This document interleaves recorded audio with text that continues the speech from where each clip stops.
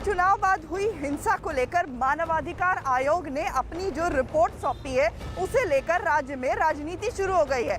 TMC को न सिर्फ इस रिपोर्ट में जो लिखा गया है उससे नाराजगी है, बल्कि ये भी सवाल उठा दिया है कि रिपोर्ट आखिर लीक कैसे हुई।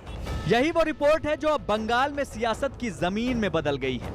विधानसभा चुनाव के बाद बंगाल में जो खून खराबा हुआ उस पर कोलकाता हाईकोर्ट ने मानवाधिकार आयोग से जांच कर रिपोर्ट देने को कहा था। रिपोर्ट तैयार हुई और ये गोपनीय रिपोर्ट कोलकाता हाईकोर्ट को सौंप दी गई। राज्य की कानून व्यवस्था पर सवाल उठाने वाली इस रिपोर्ट में कहा गया कि बंगाल में रूल ऑफ लॉ नहीं, लॉ ऑफ रूलर चलता है।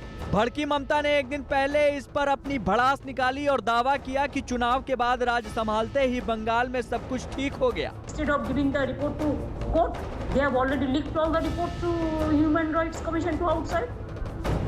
They should have respect their court. How they can disrespect?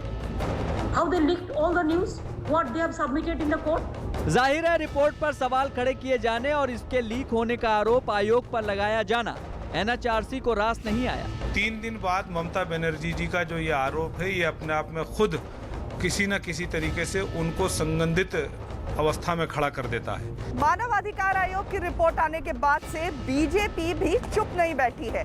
BJP के नेता कोलकाता से लेकर के और दिल्ली तक बयान दे रहे हैं। आरोप ये है कि ममता सरकार इस रिपोर्ट के आने के बाद फजीहत से बचने के लिए बीजेपी के नेताओं पर बेसिर पैर के आरोप लगा रही है। कोलकाता में बीजेपी नेताओं ने ममता सरकार के खिलाफ बयानबाजी तेज कर दी तो दिल्ली में भी पार्टी की तरफ से बंगाल की मुख्यमंत्री पर निशाने साधे गए। और ऐसा लगता है जैसे पश्चिम बंगाल में आज संविधान का नहीं,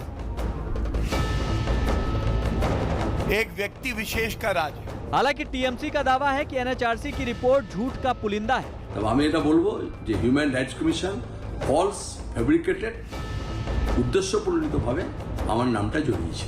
2 दिन पहले मानवाधिकार आयोग ने हाई कोर्ट में अपनी 50 पन्नों की ये रिपोर्ट जमा की है, जिसमें ये सिफारिश की गई है कि चुनाव बाद हुई हिंसा के मामलों की जांच सीबीआई द्वारा कराई जाए। हाई कोर्ट के ही निर्देश पे मानवाधिकार आयोग ने जांच कर इस रिपोर्ट को सौंपा है, जिसके बाद इस पर सियासत शुरू हो गई है। आने वाले दिनों में ये देखना है कि हाई कोर्ट इसे लेकर क्या कार्रवाई करता है।